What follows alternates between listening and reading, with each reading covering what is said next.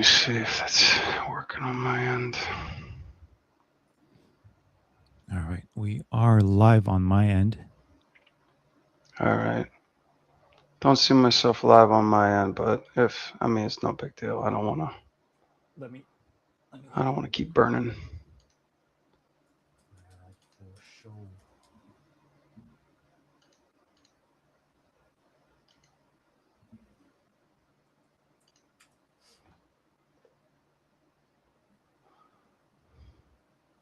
Oh yeah, you are live. Oh, I am live. Okay. I just need to get a nice thumbnail for it. I didn't come prepared. It's all good. What's up, dude? So today we're gonna talk about our looks maxing journey. Brad is coming to visit me in Turkey. We're gonna get a hair transplant, a double jaw surgery, Yep. and we're gonna make ourselves taller. Yep. It's the secret to And youth. yeah, we're here to document our process. Definitely. Hello, guys. What's up? I'm in Turkey. I'm inside. Yeah, today we're gonna do a talk on workflow. I reached out to Brad. So Brad, I've been following you for a while, and you have I've been following your workflow videos, like when you go live and you were animating some really cool stuff on the Ninja Turtle. And Mm, your stuff is pretty cool because I think you come from like a 2D background, right? yeah. So this is way back in the day when we started animating on paper and pencil. That's all. That's an ancient technology that doesn't get talked about nearly as much as it should.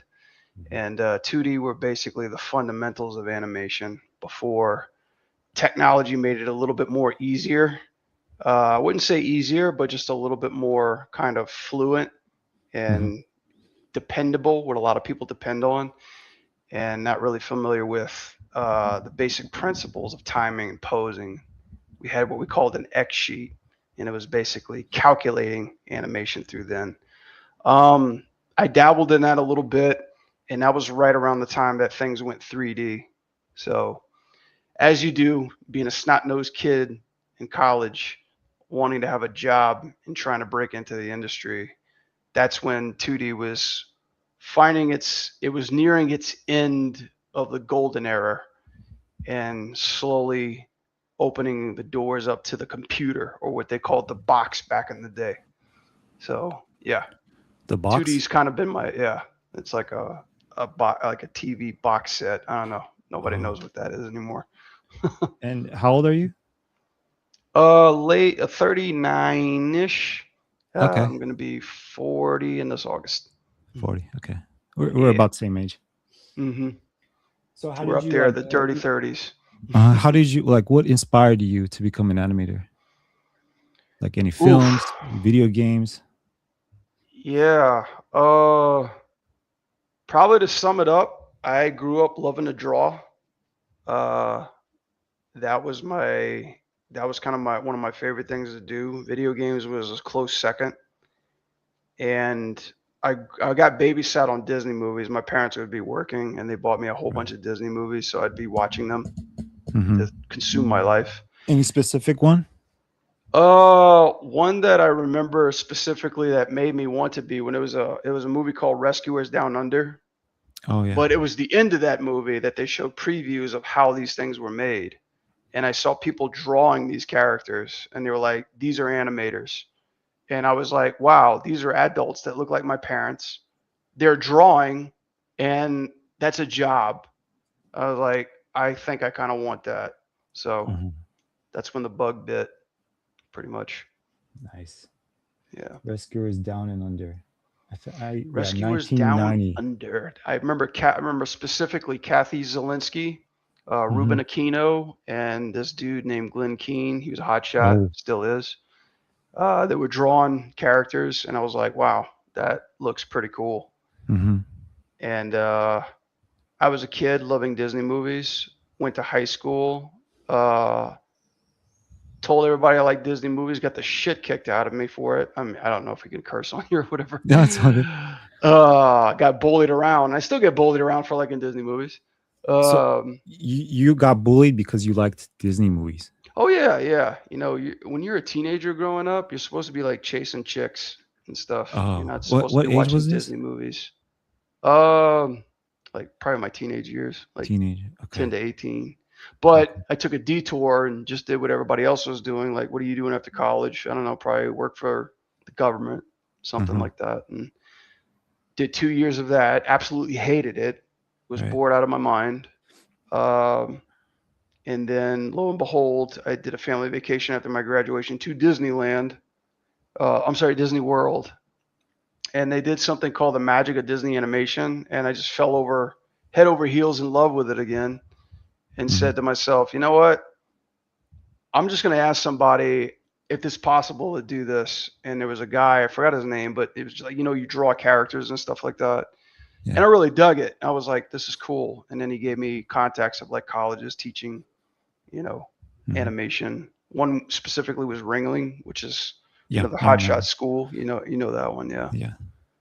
Uh, and I didn't get accepted, and I got even further pissed off. And I was You like, did not get accepted to oh no, no, Ringling. no, yeah, yeah, yeah, So no. you need to take a test to get into Ringling. I thought you just paid and you just go. Well, you send a portfolio, and Uh, they're like, Ringling's no joke. They're like, we want to potentially teach like really promising artists, and I didn't know mm-hmm. what the hell I was doing as far as portfolios, and I couldn't draw as good, but Right. you know, I love the stories that people are like, yeah, I got accepted in the CAD, and I just put something together last minute, and lo and behold, I got accepted.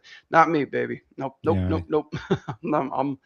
I'm the guy that got rejected down the line, Mm-hmm. but I eventually got into a college.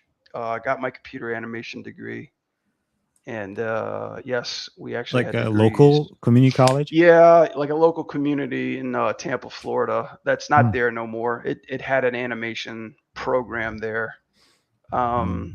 and that's when online started to happen. Like Mentor just hit the scene, and then I animate shortly after, Right. and I was, you know, I was smart ass thinking I don't need any online tutoring. College is the way to go, right? This is what you do. You have to get a degree. Found out that that was a load of shit later on, and then I got myself into the industry just through persistence, and found out how much I needed help with animation. So Mm-hmm. after that, I joined an online course, and then just been learning and teaching ever since. So Right. Did you have a specific mentor specific mentor. who really Man, there's been taught you? so many great people that have taught me. I think the animation. I always remember the animation boot camp that I had. Probably when I was 4 or 5 years into the industry, Mm-hmm. there was a school called Anim Squad. It's not there no more. Adam But Squad. yeah, it was a ragtag road group Mm-hmm. driven by Marlon Lowell, and Yes. he had a bunch of Disney animators kind of tagging along with him. So I had him as a mentor, and I had Daniel Mm-hmm. Klug and one of the all-time greatest animators, Mm-hmm. Malcolm Pierce. Right. I remember all these names. Yeah, and man, I had them back to back, and that's Nice. kind of just like I was forged. I kind of went through fire with all three of them, but I learned Mm-hmm. so much around that time. So they're always in the back of my head whenever I'm, you know, Nice. doing stuff. Yeah, Nice. And definitely. then what like how was your how did you get into the industry? Like what was your first job in the industry? Um, Jeez, it's like I gotta go back to the past. These are hard. You think these are easy questions? They're hard. What was Yeah. my first job? Um, so yeah, I basically busted my ass making a demo reel in 3D, which what I thought was pretty good. And I got a little subcontract job at a place in Fort Lauderdale called Animatic Media. It was basically a studio that puts 3D animatics together for projects that Mm-hmm. funded their company. So almost think like what third floor used to be, but Right. this was like a small group that just did worked in Photoshop and After Effects. But they actually were subcontracted to do a Sesame Street TV show. So This was Sesame Street, first big gig, and it was like a 3D show that was supposed to premiere in Nigeria, and it was called Sesame Square. You could find this on Vimeo if you search hard enough. You crazy detectives out there, pretty sure you could find it. Yeah. Uh, we were probably about like 6 or 7 episodes in, but uh, ultimately the show got well, the funding got pulled, the show got canceled, it went absolutely nowhere. So all that remains of it is just old Muppet models uh, and half-ass renders Yeah, I of see Big it. Bird and Found yeah, it on Big there. Bird and Cammy, I believe. Uh-huh. But a lot of that stuff was my animation. But I remember one specific character called Beep Beep. You know, it was just the damn bus with a face on it, right? And I enjoyed animating that. And every once in a while, like we would just go off and animate our own things using the characters. I remember one specific shot, like 300 came around out around that time, and it Mhm. was pretty popular. And I remember I just took Big Bird and I animated him yelling like "This is Sparta," and he kicked a couple Muppets down the hole. You still So have yeah, it it's somewhere? oh man, that'll be a I want to see it. that would be a treasure trove if I found it. I'm sure somewhere in one of my old Western Digital, you know, Mhm. drives. Maybe I haven't gone looking, Western. but you're just opening up all these memories. Yeah, yeah. We Nice. that was my first job, and then I got let go. I got Hmm. fired. Yeah. So yeah, that was my first job, which eventually led into connections that helped me with get my next job, and then after that, and so forth and so on. Yeah, Nice. yeah. Nice, man. Cool. Yeah, So man. back I in the mean, um, yeah, today actually, I asked you to do like a couple. If you look at my YouTube channel, I'm more interested in like other workflows, you know? mhm mhm Um, so I just want to bring you up today and maybe like we can talk about workflow. I know you use Blender as well. mhm We can, but usually I use Maya. But if you want to yeah. open up a scene or something, maybe like I can ask you questions about the scene. It can be Blender or Maya Oh no, if you yeah, have we anything. can keep it purely Maya. Just Hmm. for context, you and your audience, yeah, I started really diving into Blender for just a few months, Hmm. and yeah, it's been pretty radical journey so far. Just seeing the ins and outs of the software, but yeah, we can definitely keep it pure. we can Okay. we can dabble in Maya if you want to a little bit. Yeah. You know, I Why can not? I can kind of just take you kind of step by step of how I think Yeah. about Like stuff. the Ninja Turtle shot, maybe, Oh, or okay. anything else, like something. Yeah, we could dabble in that too if you like. Okay. I kind of just pulled up a let me see. Let me see if I'm sharing this correctly. Pulled up a Ninja Turtle here Nice. in my Get scene you right added to here. stage. This is my buddy Raph. He's a hothead like Hmm. me. This is what I look like on the weekends. Just pretty pretty ready to go. Um so yeah, like do you just kind of want to just shoot the shit or like or Yeah. anything So specifically you I want to noticed like talk your about? stuff. Yeah, your stuff. Like you have like really strong poses. Like you really push your poses a lot, Mm. and Mhm. the contrast between your poses are really solid. So maybe like you can what goes into your mind when you're like how do you pose out your character? You know, like step by Yeah. step. Do you have a process? You talked about the towel, like when you're doing twist and tilt. You talked about that towel example, which was really cool. Maybe you can talk about that, like how to push your Yeah. spine, the head. Let's just Yeah. free flow it. Yeah, there's because I was watching you and I was watching you and Alon the other day Hmm. on your live stream with him and Alon is the man. I love Yeah. Alon. I learned so much stuff from him from Blizzard and him and Casey McDermott. Uh just on how to get like a feel and a look and something like quickly inside of Maya just to kind of get like because they usually work in spline and Hmm. they kind of take off from there and stuff. And I'm all good with that too. I used to work in spline for a couple, but I feel like a lot of my a lot of my stuff that I do is like starting and blocking, and Hmm. really it's fundamentally about posing. And I think that's something that's really, really kind of overlooked in today when people are animating, because when you, like for me personally, when I think about movement and I'm trying to just find a movement, you tend to lose whatever character that you're Right. kind of animating, like it always brings me back to the 2D days when they say something like, the nine old men used to preach this, and hardly nobody knows what the nine old men anymore, which is ridiculous. They talked about, sincerity of characters, like what's a character thinking, like what's on their mind. Can you relate internally to like how they move and the shapes that they the shapes that they portray?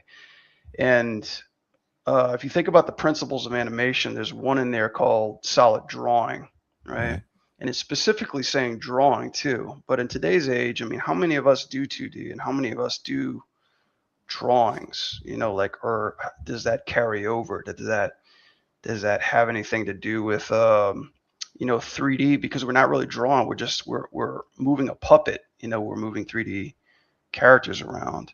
But if you think about it, like how are we portraying um, uh, like uh, golden golden poses inside of 3D when it comes to drawing? Solid drawing was called that for a reason, because you were making a 2D drawing, but you had to give it dimension, you have to give it weight, you had to give it symmetry, you had to make it believable.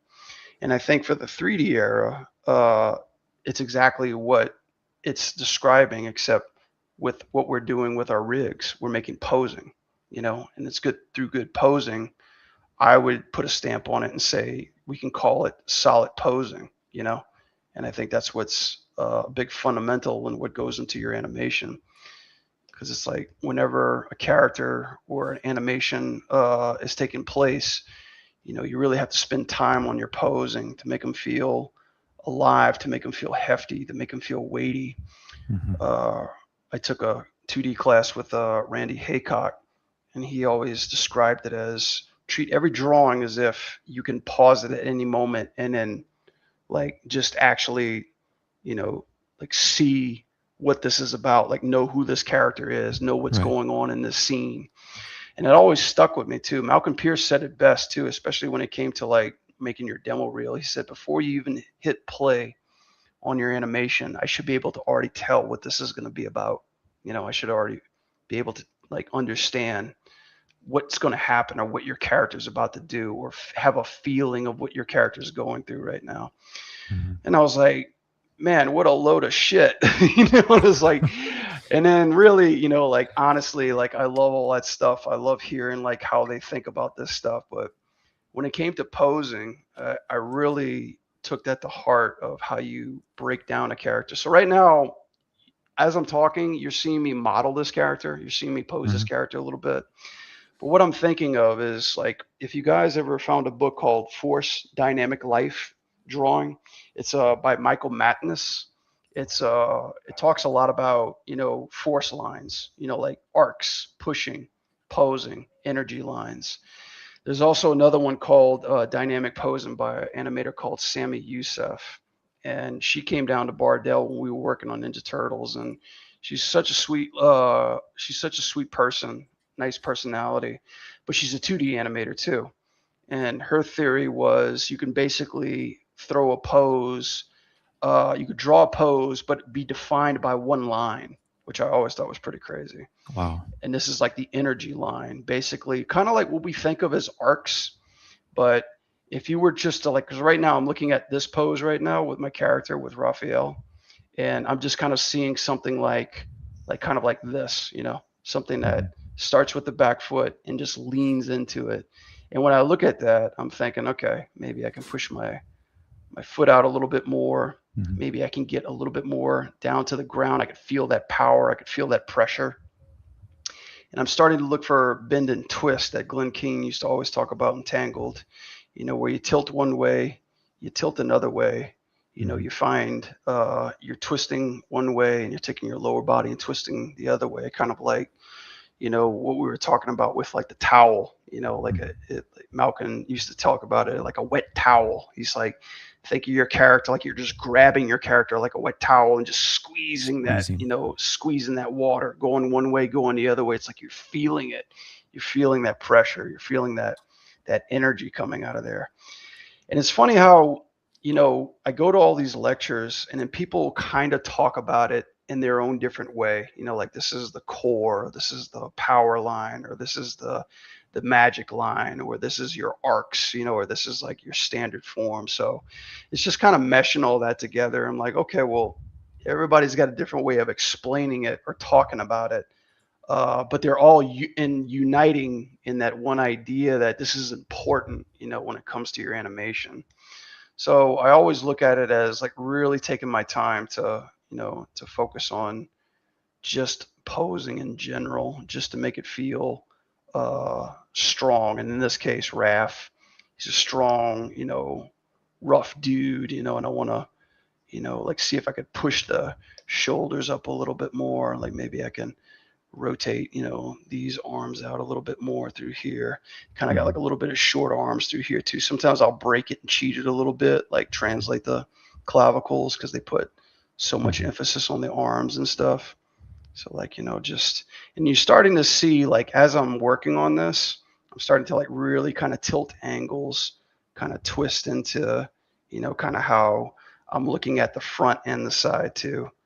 So this guy is, Mhm. just going out a little bit, and I'll just take my time and then work on that one pose to say, okay, this is my either my idol or my character that lives and breathes in this pose, and then basically just every piece of animation, whether it comes to like your next pose or your breakdowns, like will come from that. Like you'll feel that. Yeah. So yeah, just looking for those nice angles, looking to see how I can push it without breaking it, right? Like you can break a character, but I usually save the breaking for when it comes to like polish and Mhm. breakdowns. That's why it's called breakdowns because you can literally get away with murder in between Mhm. those frames. You can break down that stuff. Right. So yeah. Yeah, I mean, I can clearly see what he's going to do next, right? I have an idea of Mhm. what he's going to do in a couple frames. Like Mhm. that's a really like that makes a nice pose. Yeah. And Michael always talked about it like this. He's like, you never want to have anything too straight or too like, same, too asymmetrical, like Mhm. you're looking at this drawing, and as I'm looking at this right now, let me see, I got my hotkey through here too. So as you're looking at this, let me select off over here too. So as you're looking at this, you have like simplified and then you have complicated, something that kind of takes your right side to your left side, and you're almost Mhm. looking at it at shapes. Like this is a turtle guy, so he has a big shell too. But since Raph is so, tight and so low, the overall shape language of him is kind of like a square, which means stability, Mhm. stable, strong, almost immovable, tight, Right. steady. And then you could emphasize even more shapes around them, like circles, which is more nimble, agile, friendly, appealing, things like that.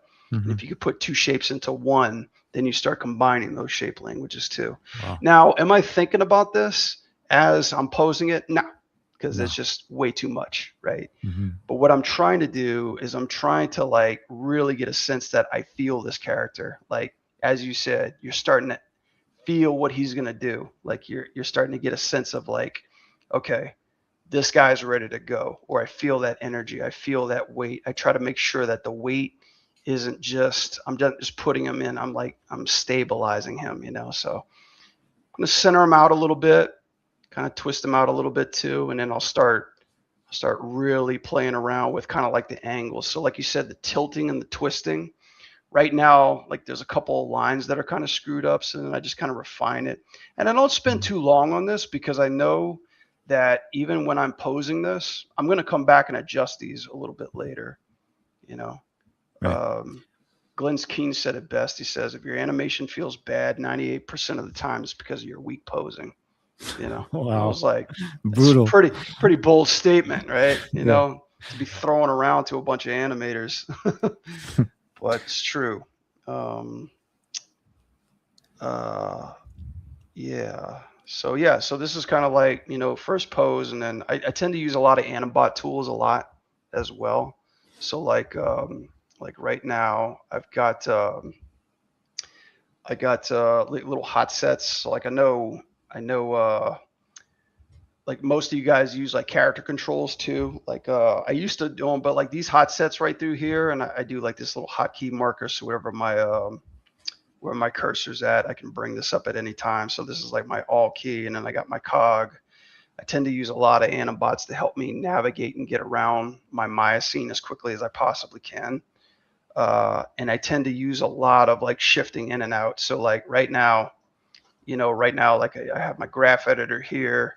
I'll have like another zone in case I have a camera. Like I have like my production view, and then I'll just have my straight up, you know, Hmm. like overall view too, in order to kind of help me, just uh, keep going around my scene, as I'm working with my Wacom pen, because I feel like a connection between my pen and moving my character, it feels a little bit more freeing than actually doing it with a mouse, if Right. that makes sense. Right. You know? Yeah. Yeah. So So yeah. Endless Nova says, "I can't draw, man. It's hard." Oh yeah. Me neither. I'm with you there. Yeah, I can't. Drawing is a craft, and like art, it takes time. You're Hmm. not gonna be great at it. The people that are amazing at it that we see in the glamorous world of social media, trust me, they're putting in their time. They're constantly refining and practicing. I rarely met somebody who can do both at the same time, like 3D and 2D. Hmm. It's either you're good at one or you're good at the other. But like all things, the more you practice, the better you get at it. Now, I'm not a good draftsman, but what I look for is just basic components. So, like, what I'm doing here is just basically think of it as a stick figure, you know? And if I'm just doing something as simple as this, I can say, okay, here's my chest, here's my hips, right? Here's my legs, and here's my arms. And that's all I'm needing. I'm just looking for a pose, a structure, a figure. Because even great mannequins of something that isn't as detailed as Raph, you can get just as much emotion out of something like this, and you don't need to like think about shading or details or anything, but it's more about structure, balance. How does this equivalate to what I'm trying to get across, with this character, if that Right. makes sense. Let's see. Really cool. Cool. Do you Okay. also like when you're doing something like a body mechanic shot? Do you also like pose out the face as well, or you just keep to those like rough? Nah, Okay. nah. I don't. Yeah, I don't. I don't tend to do that one that much. I think the big thing is for me, I don't care about the details. Like I don't care about the bendies or the secondary motion and all that Right. stuff. I really just care about the core. I care about the core of the character, what they're going to be doing, how they're going to lead into it. Like Hmm. what are they feeling? And then my basic thing is right now I have 500 frames. That's way too much. I don't need 500 frames on my scene. What I Hmm. like to do is I like to really, really kind of dabble into like posing. So just in general, I'm feeling okay. So this is my idle pose. I want to make them to anticipation. Now, there's so many ways you can go about doing, like, let's just say an attack. Um, the more frames that you're able to give an animation, that will determine how heavy a character is and how readable a character is. I'm sorry, how heavy a character is and how much how slow a character is. Okay, Hmm. Hmm. spacing will talk about how readable it is and how fast it is too as well. So just to kind of put that into like let's just say because I work on fighting games, right? I'm in NetherRealm. I work on Mortal Kombat, Hmm. and we do a bunch of body animation. I don't even touch the facial animation until later because I always feel that if I can give animation its identity through body motion, uh, then the facial animation is just gonna be the cherry on top. It's just gonna complete that motion. Mind you, that this is just an attack. Raph is not talking. Like if it's a dialogue shot, that's a whole nother ballpark. When it comes to expressions and moments and internal dialogue. Mike McCarowitz taught me that's something a little bit later. But Mhm. for this one, like let's just say he's in a fighting game, right? And I'm making an anticipation pose. So I'm kind of looking at the core of the weight. And I do a lot of flipping. I do a lot of back Oh and yeah. forth flipping, just to kind of feel that movement. But I'm not really quite interested in the flow of things yet. Just more of like the pose change and where it's going to go. So obviously, like he's going to be winding up through here. Uh, this is like just like a small little anticipation frame through here. So as I'm going through here, I'm kind of thinking, okay, what can I do to kind of break into this, right? What can I twist? What can I move? What can I do to feel that wind up, that power that's happening through here? So this is just like one frame, okay? Normally a lot of animators work pose to pose. And I used to do that for 2D, but I do a lot of straightforward because I feel like if I can get the flow moving, then I can just take the keyframes and retime them the way that I need to, and then push them later, so Right. to speak. You know. So yeah, like so. Let's just say like this is moving through here, and another big thing too. I can't stress enough for people animating is pay attention to your feet Oh when yeah. you're when you're working on this stuff. Don't Like stick them don't to the floor. yeah, don't keep them dead, like make sure that they're moving, they have balance, they have shifting. You don't need to slide them, but at least something that's making them feel like they're part of the ground, they're because the basic thing is that weight sells everything in animation. Body mechanics follow, and the thing that's really going to emphasize weight is how it's connected to the ground. So like Right. really really take your time and think to yourself like, okay, how is this moving? Like even right through here too, maybe I just might budget just a little bit, but just something that gives me something that's moving. If your character is moving, and if there's like one spot that feels dead or not moving at all, it doesn't feel connected. That's what Randy Right. Haycock was telling me. It all runs from the ground up. He was a big Uh, believer in Tai Chi, so it's like the energy comes from the earth up. So it's like I could just breathe while I'm animating and kind of feeling that, I like so to that. speak. Yeah. But yeah. And there's also like fat underneath your sole, right? Like the foot is always like adjusting itself. Like when you move, it Hmm. squashes, it stretches, it goes kind of goes into the floor sometimes. Yeah. Yeah, definitely. Yeah. Like, and that's all the scaling and stuff. And then that's usually the time when I start polishing it. Like I don't really concern myself with shaping everything too much because Mhm. I want to get the core of the movement down. I want to get the energy. I want to feel like where my character is coming from and going to. And big thing is anticipation, because anticipation is everything Mhm. when it comes to selling that energy. But as you can see, I'm starting to change my shape all of a sudden. So before I had a square, right? He's Mhm. stable, he's strong. Now you see how I'm starting to shift his body over a little bit. Like I'm starting to Yeah. like really bend into changing his overall shape, more of like a triangle, Triangle. so to speak. Yeah. So this is more of a deadly shape. It's more of a kind of like a faster, more Hmm. like a dangerous type of shape too. So I'm kind of utilizing that shape language Hmm. when it comes to like moving from one pose to Hmm. another. And since he's a big boy, since he's like kind of like a pudgy boy too, it's not going to be like Circus Olay with him. I'm not going to be too flexible. Right now, I'm just concerned about feeling like power, like feeling like a snap in Yeah. there, like feeling something that feels like it's coming from him, or like the core Yeah. movement, so to speak. So interesting. Like when you did frame two, I thought that was your main extreme anticipation pose. Hmm. I thought you're going to add more in betweens in there, but you went to frame two. Sorry, Hmm. frame one was, I thought it was the anticipation pose, and then you went to frame two, and you Hmm. kind of like eased into that last pose. I wonder if you're Yeah. going to keep going forward. This is Yeah. interesting to see. Yeah, it's really interesting because it's like I kind of picked this up from Malcolm when he was like Hmm. working over our shots. He would like stop on one of our poses and he kept pushing it even further. He kept like bending it Yeah. and making it more appealing and like, extending the arm out, like watching the silhouette. So like quick trick I'm sure you guys are familiar with is if you just hit 7 and you start like seeing the silhouette, this is like a good indicator of like how you're posing and how your shaping is changing a little bit too.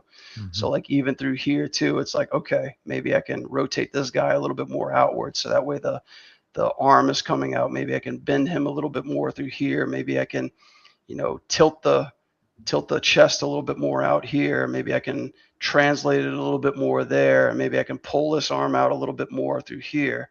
And now when I go back, it's like, oh God, like, I have a real big extreme pose, that I'm pushing even further. So Hmm. sometimes I just do that to dial it back.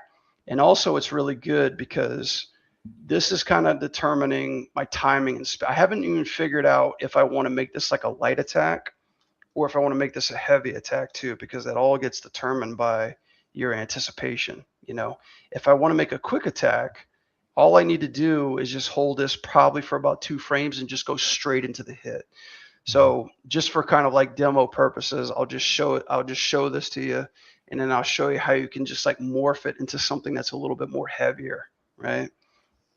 So like coming through here, I'm just kind of looking at like where the angle's at. I've got my little switch tool. It's my hotkey. So if you lucky guys have Animbot, you can do this little guy, which is like switch back and forth. I highly recommend to you guys too that when let me get my split AC What are because you it's getting switching hot. back and forth? I didn't get it. Oh, just it's just like so like I'm on my left side and now on my right side. Oh, So it just cool. kind of helps save time. So like let's just say I'm working on my right arm and I just switch over to my left arm really quickly. Nice. I I don't like to animate like my grandpa and just like grab controls. Most people are like that. But any way that I can have a clear visual of what I'm looking at, even I like to have hotkeys that take away my controls so I can Yeah. just focus on the character itself. Because sometimes we clutter ourselves with too much visual information Yeah. and the process kind of gets lost in the character, so to speak. And then we have to like kind of jump back into it. So, it's just like any like little time saver I like to do. Jeff, uh, Jeff Engel told me something like he said, if there's a process that you do in Maya a lot, like if you're constantly going back to hotkeys and do it, like save yourself the trouble and make a shortcut for it. So that way Hmm. you're just constantly focusing on your process and not looking back down at your keyboard all the time to make sure that you're hitting the buttons correctly or Right. clicking on a small little whatever, in Hmm. order to like, take you out of the zone, but stay back in the zone, if that Yeah. makes sense. So the flipping that you do, did you assign those keys to the right, left side of the keyboard so you don't like look down? It's close to Yeah, translation rotation. yeah. The problem is that, and this is what Jeff Gabor taught me too.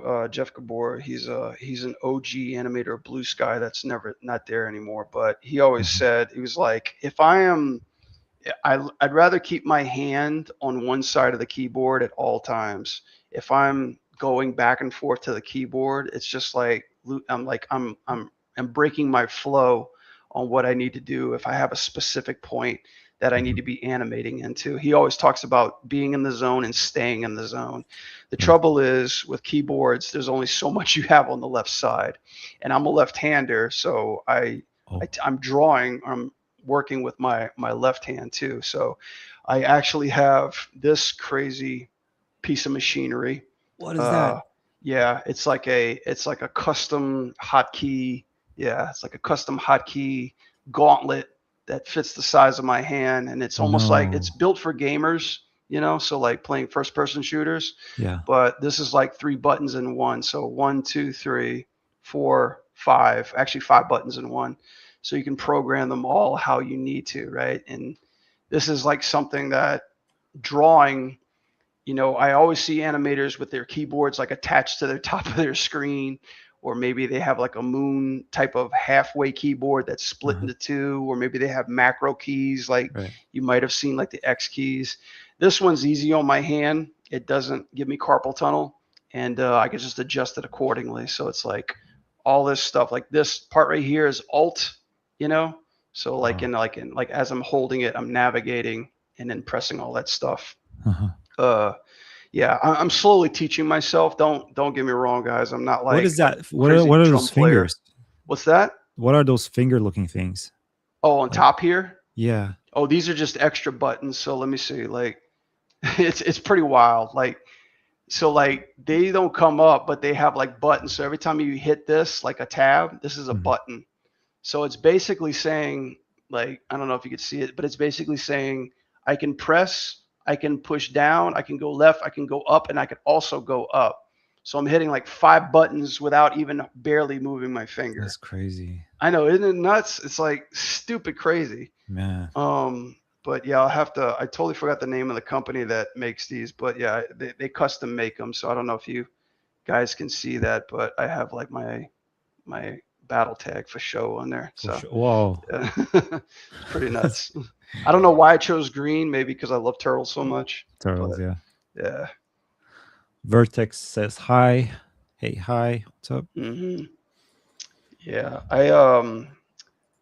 I've been animating with a pretty much a mouse all my life, and I Hmm. remember Kenny Roy did a demo on animation, and he was using a tablet, Hmm. and we were like, so hey, what's up with the tablet? Like, or like does it make animation any easier? And he just kind of looked up and just said, I have never gone back. Like, Right. and it was just like just that kind of like that awe moment, like holy crap, maybe this is Mhm. something we need to try to do. And all the best animators that I've worked with when it came to real effects were using the tablet too. And Mhm. I was like, damn, if I could only figure out how to do this, uh, because I'm left-handed and their keyboards are always on the right, so I can't program my brain to do that. So yeah, this company uh, allowed me to actually get it for my right hand, so I can use my left hand too. Very nice. I'm gonna break it in. I'm gonna break up to the into the mouse too. Now that I've showed you that, I feel like I'm too pressured to do a good job afterwards. But yeah, so yeah, just kind of coming off through here. Uh, so yeah, just kind of rolling into it. Hmm. Um, this is kind of like the part where I just kind of tell myself like, okay, this could be a total like punch attack. Like I can basically move into this and say like, okay, I got my anticipation. Like we'll just say like this is as far as I'm going to go, and then I can basically cut right into my attack. So now all I'm looking for is just like energy lines. So this is the most extreme I can get with the stance that he's in. And I'm also looking at my front pose through here too as well, if I could zoom out. What is the energy line? Is that the force line that you were talking about, or is it like line Yeah, of action? What is it? What's the difference? yeah. I mean, I like to call it the energy line. So let me just do like a quick plug with Sammy Youssef. So like this is the book for force and movement for you guys that are interested. Movement and Hmm. Form by Sammy Youssef. And she basically talks about this as like, because she's a fine art artist and she does like a lot of gesture drawing, right? So you'll see it in this pose. Like she talks about foundations of gesture and power and movement and form.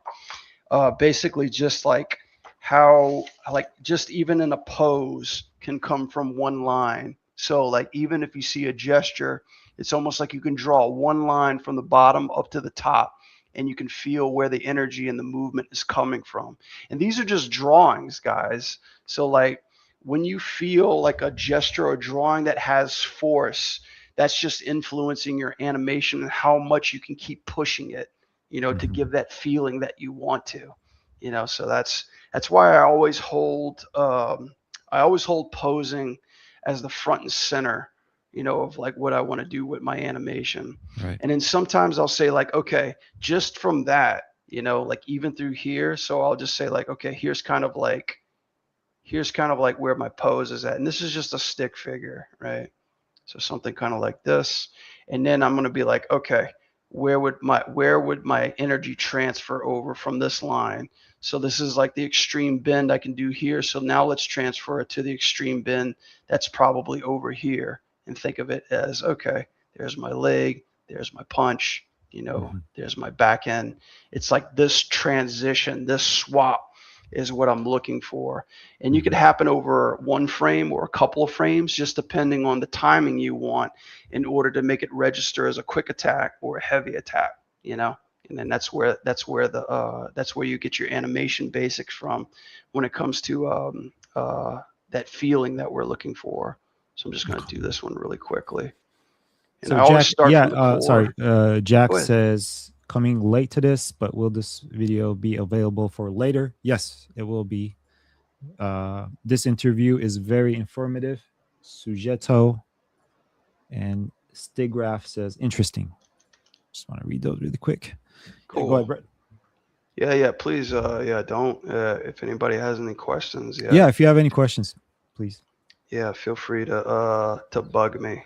Uh, I know I tend to talk a lot when it comes to my workflow. I never really Mhm. was good at kind of like animating, animating and talking at the same time. It wasn't like a particular skill that I had. But Mhm. after doing a whole bunch of streaming services, I think I've kind of like found a Yeah. knack for it a little bit. And after teaching so much, I've really pushed Mhm. that skill a little bit too. Brad, And you're you, also teaching at iAnimate, right? yes, yeah. Workshop, Games Workshop Workshop. one, yeah, workshop one. Um, this is, and I also need to pull. Let me see. I know there's a stretchability on these guys too. I like to cheat it a little bit. Let me see. Find what that pose is. Yeah, workshop one. I teach basics game animation. Mhm. I'm teaching it right now, and yeah, it usually consists of like 3 animation assignments. And is it the leg? Okay, there's the leg. This is the stretch, and it's also I also do private tutoring too, so Okay. one-on-ones as well. So if you guys don't feel comfortable in the classroom and you like to be more very focused on one or two areas, or just like in Mhm. general, like what you're working on, or just wanting feedback, I also include that service too as well. How can they reach out to you on that, the private? Yeah, that's a good question. I need to actually. All my stuff is like guerrilla website right now, so it's just like Mhm. pretty much just reach out to me on my email. It's pretty much just Brad for Show TV at Gmail. Mhm. Just a contact, and just nothing. You don't need to be like super formal about it. Just be like, hey, just looking for a mentor, and then like I'll probably just ask to see where your reel is and where you're at, what you like to do, and then I try to make it flexible as I can. I can't take everybody all at once because I'm so busy doing Mhm. a whole bunch of stuff on the other side, but I like to try to keep it flexible for our friends overseas, our friends in Turkey, our friends in Europe, Asia.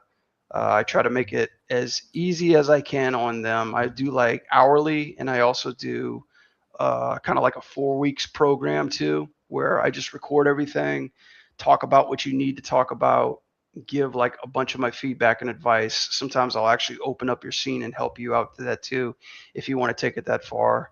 Mhm. Yeah, just kind of like it's like your own animation buddy, that's just got your back. Nice. Yeah. So put your email there. It's two T's. Brad for show two Yeah.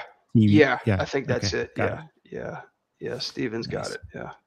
Yeah. I'm very early in this whole business setup. So, yeah, just Mhm. bear with me. I don't have a secretary or a manager or anything. Not yet, at least. Yeah, we're gonna work on it. Yeah. But if there's anybody who'd like to, help a brother out, Mhm. with his little dream of his little animation business. Be sure to also send that into email too as well if you like to, you know, help some of the workload out. Yeah. Cool. And this is kind of fun because like right now, like I'm just focusing on the pose right now Hmm. and just kind of seeing how far I can take it.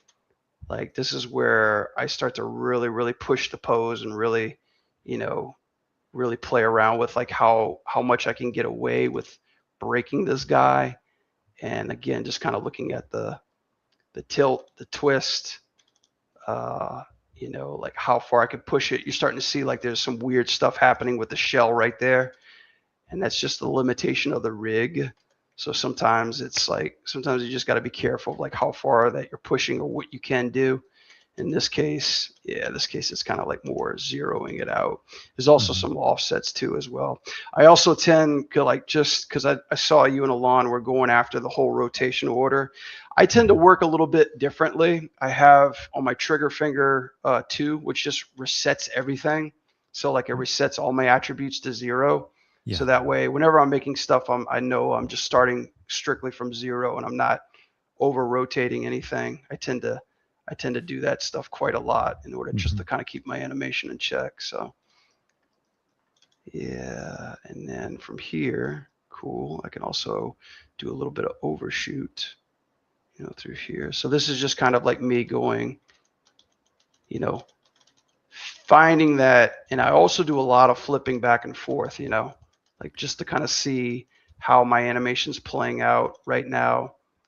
I know I need a little bit more turn into that chest area. Probably bring this one out just a little bit more too as well. I'm like really just kind of focusing on just So basically, strong you're poses. flipping through your 2D drawings by Yeah, flipping back and forth, right? That's like the yeah. mentality of it. That's the mindset. Yeah, it's like an old technique that the 2D animators used to do with paper. They flipped back and forth. They would draw and just constantly check their motion, their progress too. I Hmm. know a lot of people like the play blast, and I know, and right now as I'm playing it, you already see motion, right? You're seeing a Yeah. feeling. You're seeing where that energy is going to. And then this is just kind of like making sure that okay, yeah, I'm breaking the character. I'm starting to see, some silhouette. Maybe I can push it just a little bit further. Maybe I can tweak it a little bit here. This is like where I call my contact pose or my hit pose. Hmm. And for the hit attack, like tell all my students, especially like when they're doing like attacks, um, you want to make sure that you have your anticipation, but also your hit pose too. Um, and then you could take that further when called an overshoot. I'm gonna talk about that in a second, but I'm Yeah. just working on getting my and then kind of looking at it from all angles, trying to like and then seeing this and seeing that. It's like okay, cool. Maybe I can take this and rotate this back a little bit more, right? So now you're really getting more, you know, more spacing in between that motion, and you're kind of coming Wow. back and forth, and then really feeling like more of a Yeah. hit. It made a huge difference. Yeah, yeah, yeah. Just like small, simple stuff like that. Small, simple things that I can go back and tweak it. And mind you, I just got four poses already. Like I'm not even doing any in betweens. I'm not letting Maya translate stuff for me. I'm Hmm. just like focused, like pretty much just on the core of like what this animation's supposed to be, you know. Um, and that's kind of how I tackle it. I rough out a lot of this blocking stuff and then keep it there just in case I need to come back and change a couple things. But I try to work with as minimal controls as possible. That's another thing too. I don't keyframe everything. I Hmm. try to get this information in just like 10 controls tops, if I can, Right. you know.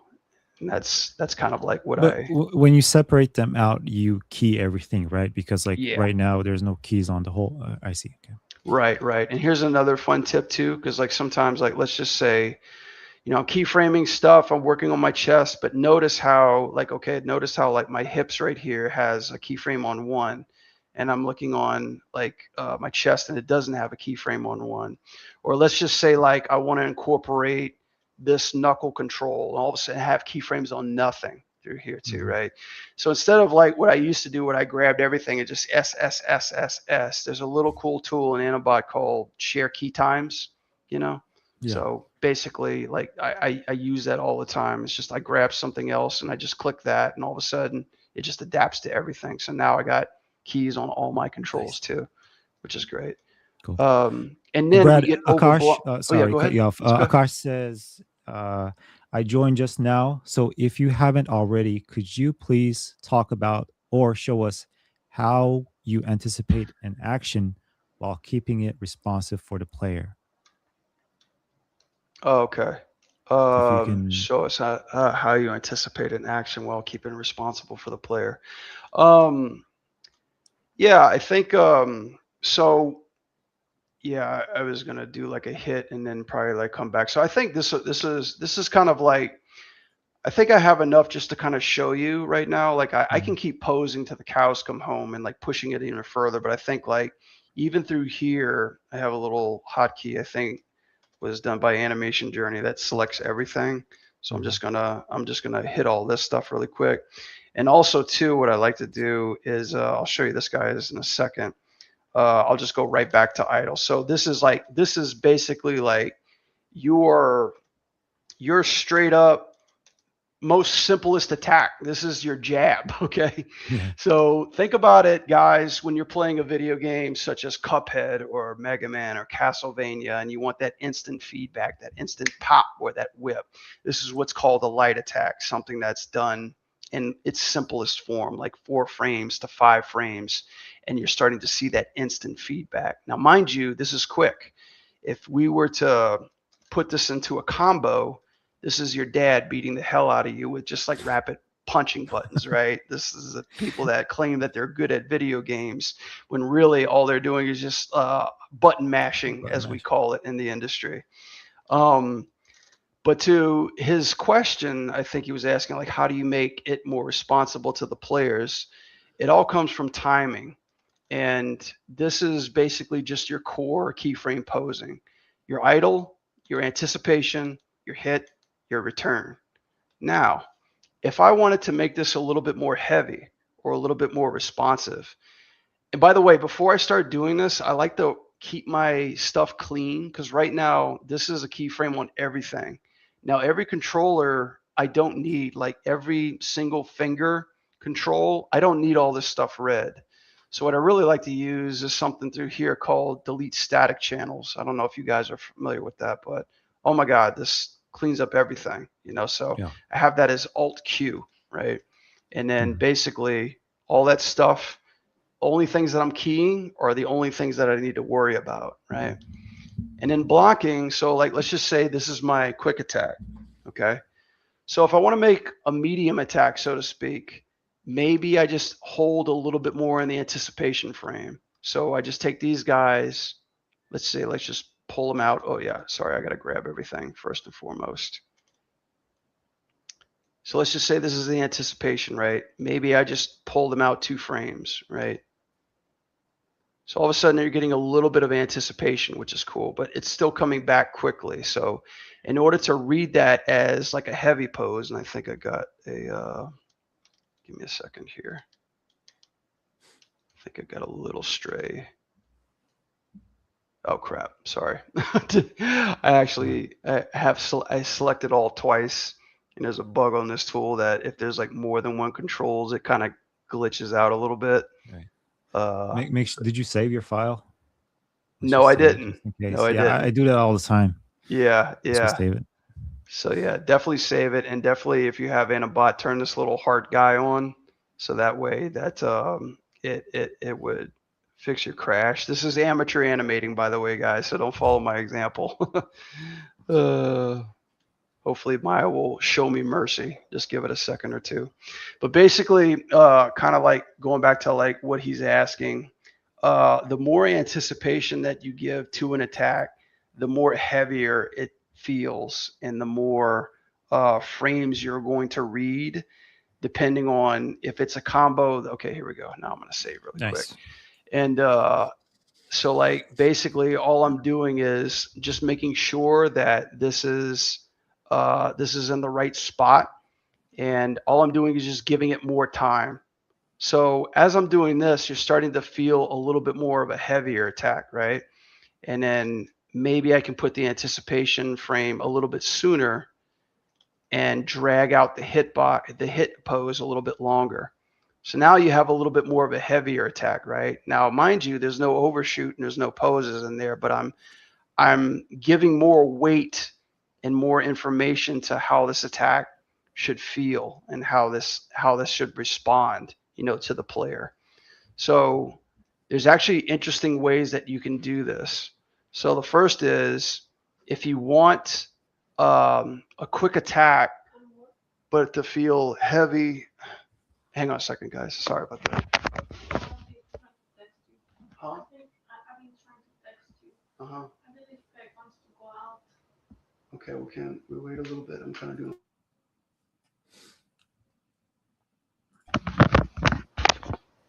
Sorry about that, guys. Yeah, no worries. Um, but yeah, so what was I saying? Yeah, so like in order to like really feel the weight of an attack, you can put a lot of anticipation onto how long you're holding it. So this is kind of like a medium attack. And if you want to do a heavy attack, usually all that does is just require more frames. So in a sense, this charge up or this build. So like let's just say this is where I get a little tricky and I start to cheat a little bit. So anticipation, right? We're starting to ease into it. And then I start playing around with the tween tool. So I'll just hit like tween, let it do its thing. Let's see. Sorry about that. I selected everything. My bad. All right. Hit that. Okay, this is anticipation. Okay, move that forward. And then if I hit my, keyframe first and then hit my tween machine through here. Oh, did I lose my anticipation? Oh, sorry about that. All my all my guys went yellow through there. Okay, there it is. There it is. Okay, so I'm just gonna move that up forward through here. And this is my anticipation pose. Cool. I hit that.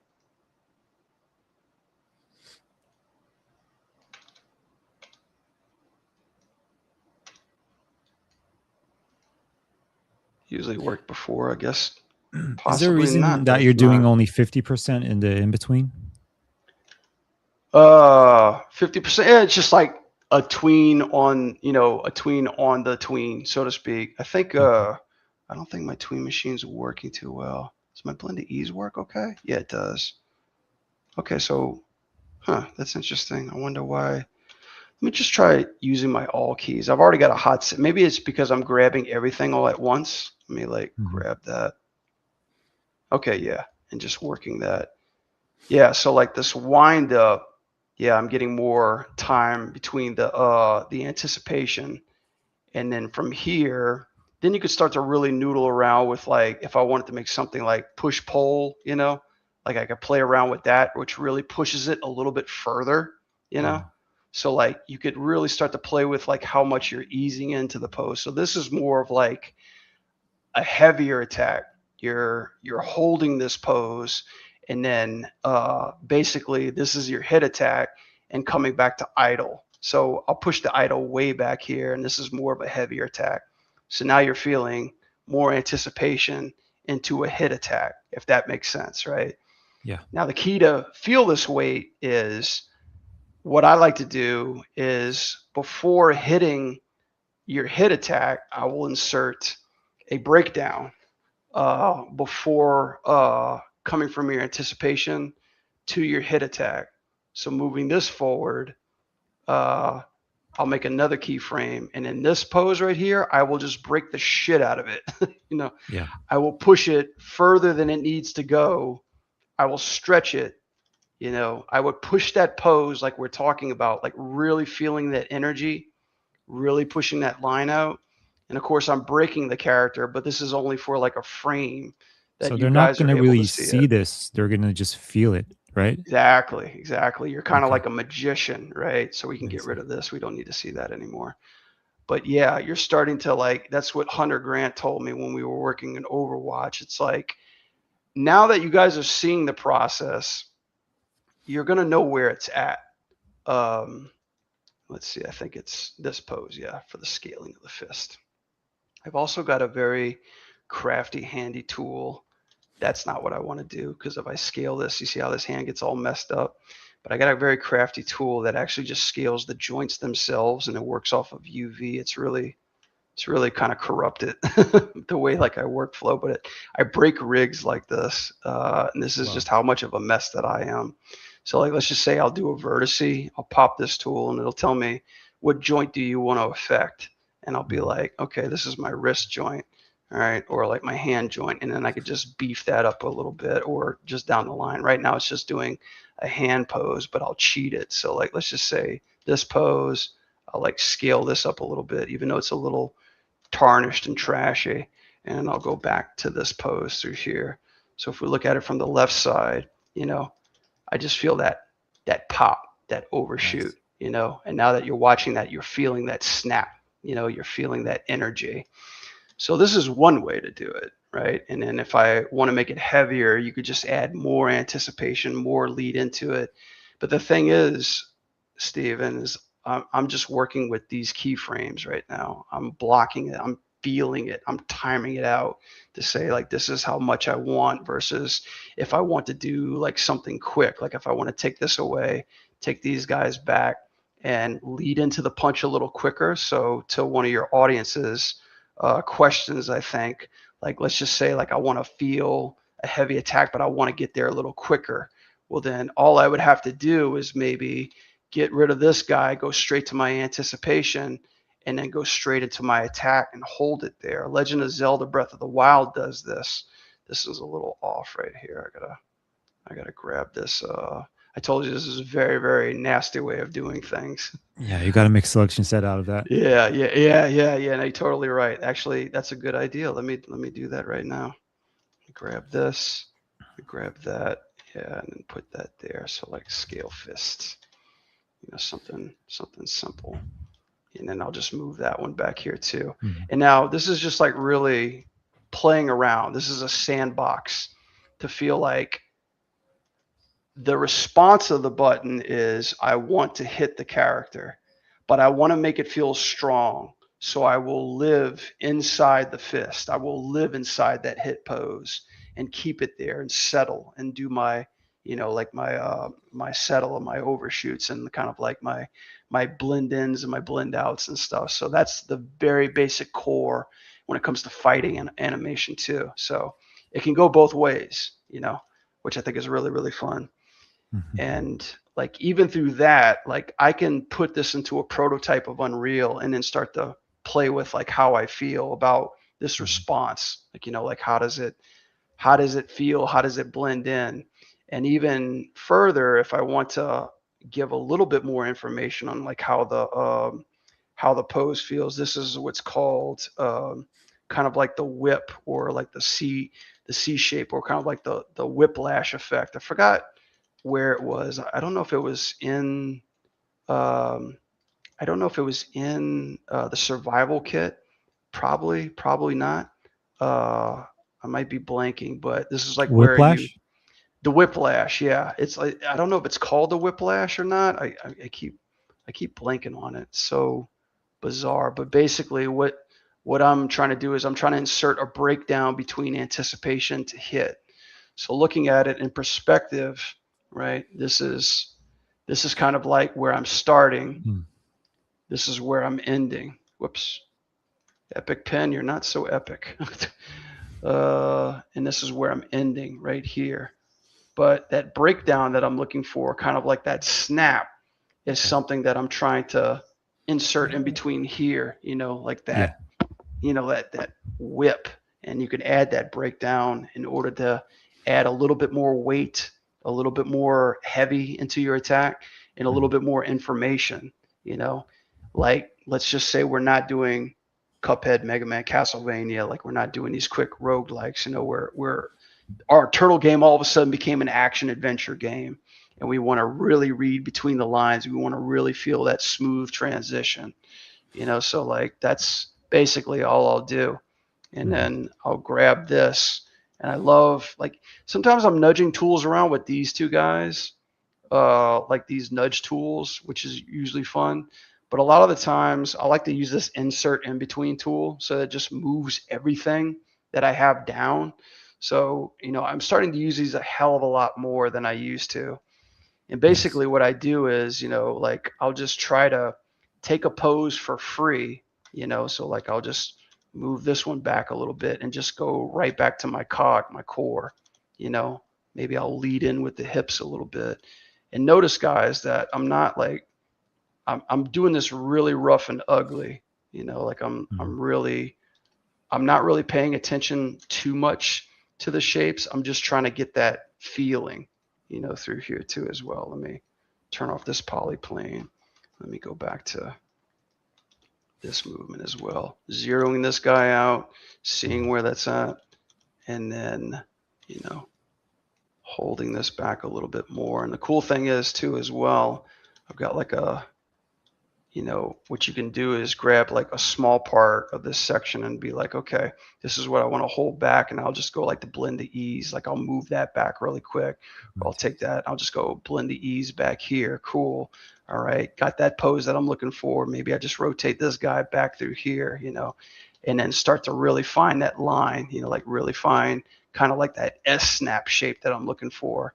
And I Mhm. could break the hell out of this pose, lead in with this head too, you know, Brad, and what is really the kind of difference find that. between blend to ease and tween machine? Like, I don't know that. Okay, yeah. So Tween Machine basically just interpolates where is the middle ground between, your first pose and your last pose. Blend to ease basically just says this is like the edge and ending part to your pose. So to Hmm. speak, it goes from 0 to whatever's in the middle through here between two keyframes. Hmm. Now, Tween Machine comes in two spaces: world space, which takes a little bit more time. It'll just interpolate where everything is in world space and it'll totally ignore your keyframes, or it'll just go between the exact new number between 0 and 1, and it'll say zero point 0.5. That's where your in between goes. And then you could overshoot it however you can. Blend to ease is just a nice way to like really smoothen out that curve, your tangent. I use blend to ease a lot more than I use tween machine, Interesting. and I don't particularly use too many of these guys. uh More just blend to ease, but if it comes to like really finding kind of like a calculated in between, which is not going to be perfect. It's not going to say this is the perfect in between your two poses. It's just going to match numbers between where one is at in space versus the other, if that makes sense, so to speak. Yeah, You know, yeah, but I makes sense. like using blend to ease a hell of a lot more. I think I jumped the gun with like saying, "Oh, I'm going to use my tween machine on all my controllers." That's just me trying to get something of a shape in Hmm. between, so to I speak. see. Yeah. And then through here too. So like I'll grab these two guys and then I'll switch over to my other arm. Whoops. Okay. I'll switch over to my other arm and then say like, okay, this one's coming around too fast. And then I'll just play with my blend to ease, and it says, oh, okay, this is exactly what I had before. But uh, if I do my alt tween machine through, yeah, I guess, yeah, it's just going to keep it in space. It just gives me something to kind of work off of because my body's in front, but Yeah. everything that's my previous pose can get held, so I can hold on to these poses just a little Hmm. bit more, and then start to find like a nice breakdown. Nice. Mind you, as I'm doing this, I'm still kind of tweaking and pushing and rolling and making like, Hmm. my animation feel grounded and feeling stable. So Leading with the hips. yeah, yeah, leading with the hips, finding that S curve. And Raph's a big boy, so like there's only so far you can push him, but I'm always Hmm. thinking about how can I twist, how can I find that shape? How can I, like how can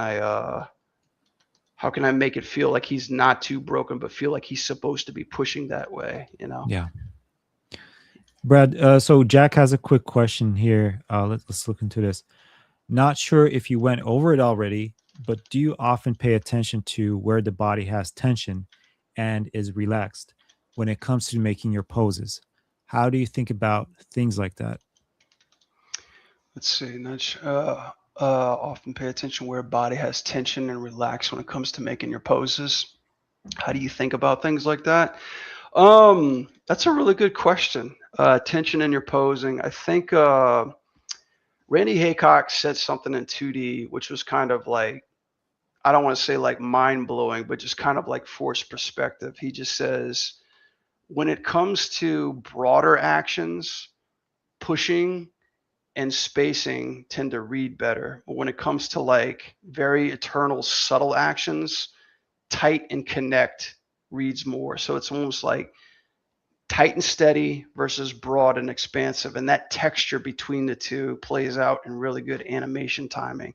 I don't think if that quite answers your question, but when it comes to poses, I basically look for first, like, does my character feel grounded? Like right here, he feels like he's centered. His weight is centered. Like I can't push him back, forward, left, and right, and he's not going to be able to tip over. Even when I'm pushing here, notice how my foot's off the ground. So either there's two things that I can do about this. Either I can take the cog and bring it back, give it a little bit of bend into the leg to show pressure. I always tell everybody, especially my students too, don't try to hyperextend arms or legs because that's when things usually look abnormal and they don't really read well when it comes to animation because there's so much snapping. You always want a little bend and a little curve. Samantha Youssef always says, and like star spangled angles, like literally just like making sure that there's like some complexity to show tension, to show like flexing. Because if you think about it, guys, our characters or some of our characters, they're organic. you know we have to think of it as they have guts, they have intestines, they have muscles, they have solidity inside of their bodies. But because we're animators, we're allowed to push and break these principles. But it's only the part that we're reading this do we want to make it feel strong. So yeah, I would say when you're looking for those moments to feel tense, I would say just make sure that your character um, is is not too A to B, right? Or like not too symmetrical, breaking up those angles, bending those angles. Because when we come in as a T pose puppet, we see it's a puppet, right? And when we start adding weight or like bend in the legs or breathing or like shoulders, right? You start to really feel that character coming to life, and we start to feel, even if it's standing there, we start to feel that sense of weight. Glenn Keane talks about it like adding calories to your drawing. You just feel fat, like when you draw them. And I was like, that's such a crazy analogy. But it's like I just want to get really gritty into like how I'm performing that kind of stuff.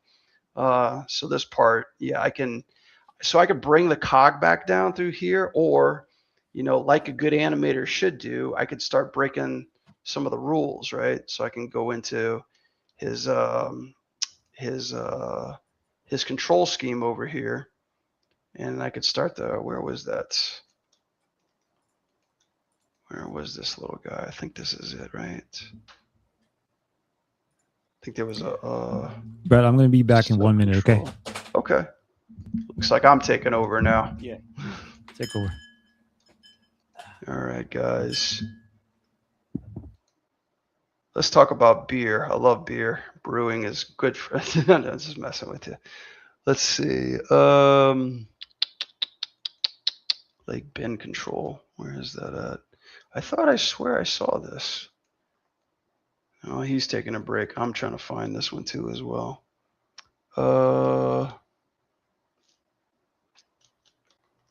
Right. There's a bin control where. Am I seeing this correct? Oh, the stretch is over here. Okay, that's it. The leg length. That's another thing too. Is like just studying the rig that you're working with. Not every rig is going to be the end all be all. Stretch. There it is. Cool. There we go. And now that I put the stretch on there, you guys are seeing that I have connection versus this, right? So this is abiding by the rig's rules. This is me pushing it and breaking it, right? Because this is what you want to do. We have the ability to break reality when it comes to animating. It's important to get the basics understand, but also the big deal is breaking the rules. If we're not bending or pushing the rules, we're not animating. You know, that's what makes our craft so special. Cool. So while he's away, I'm going to, let's see, I'm going to work on this pose. I want to work on this breakdown a little bit, lead with the elbow.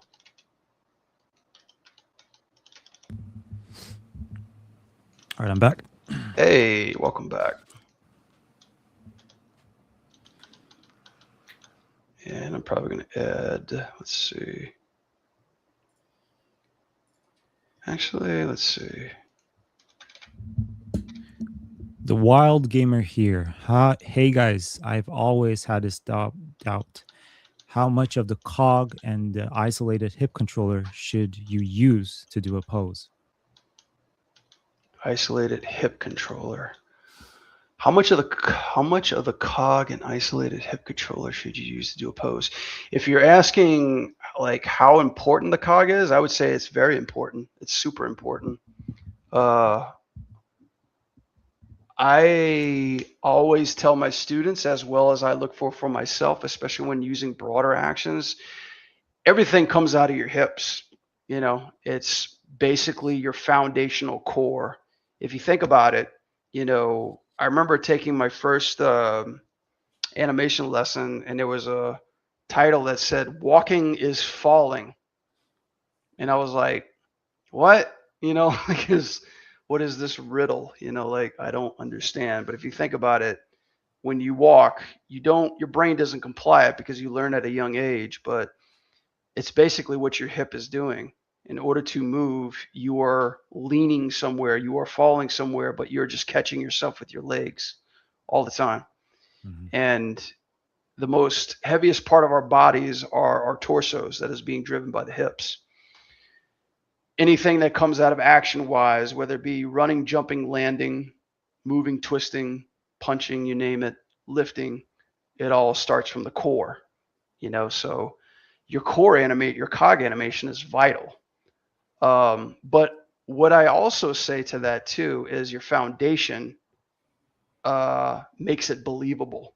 So if you are if your weight is balanced and your legs, being IK that they are, feel strong, then you have a good solid foundation. So it's like that's why I'm like, don't ignore your feet positions, don't ignore your leg positions, uh, and by focusing on posing, just posing alone, and not really quite getting into the movement quite yet, that's where I feel the energy comes from, you know, just solidifying that almost like a statue or a drawing to make it feel tight as you're animating, if that makes sense. Yeah. Yeah.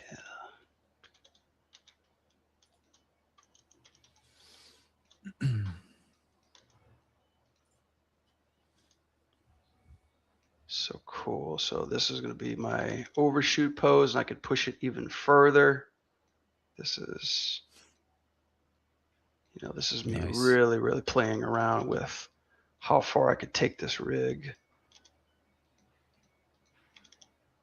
And just by doing like small little things like that, you know, you really feel that, like that push, right? You feel that shape change. You feel that snap.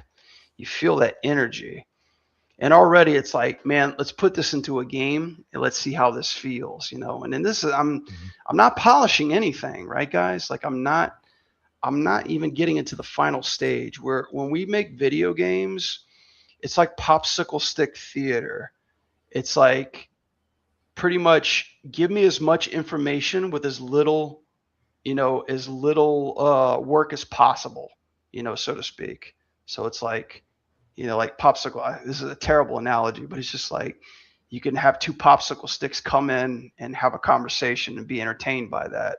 Mhm. But this is basically like they do in 2D, rough drawings. You're just sensing energy, you're sensing movement, you're sensing, how does all this come into play, right? Uh, while you're putting it into the game. So yeah, um, just whip that up real quick, and then the And settle. sorry, Go ahead. whenever you're like, do you, what's your workflow like getting into the game engine? Do you have like, you test out these very quick motions, these, the popsicle example you did, you get that into the game engine and you just test it out, and then you show it to Yeah, people, and yeah, from there you keep working on it, huh? yeah. Because most people think like working in the game industry, I gotta deliver a final product. No, like what we have to understand when. So this is more developer talk. When you work in video games, you're basically playing an instrument to a giant band of people with different talents and different skills. So think of me and us talking animation to each other to somebody who's just heard animation for the first time. What does that mean, key pose? What does this mean, anticipation? Why do I need more frames here? What are frames in your world? It's like it's basically just crossing over and saying like this is how it has to feel. It's like, well, I played a game before. I want it to feel heavy. I want it to feel poppy. I want it to feel striking. Let's prototype it, right? Mhm. So you don't have to deliver a final product, just something just enough to communicate the information that you're trying to get. And with animation, you can do that in a couple of key poses, mind the timing. And when we're all playtesting that, that's when feedback comes in like, oh, that feels good, or I like that punch, or maybe we need to try something different. Mhm. And you don't want to spend all your time polishing stuff to a final product when it doesn't work at all, or if it needs to be changed. That's why rough and dirty, or in this case, blocking, is usually kind of the way to go.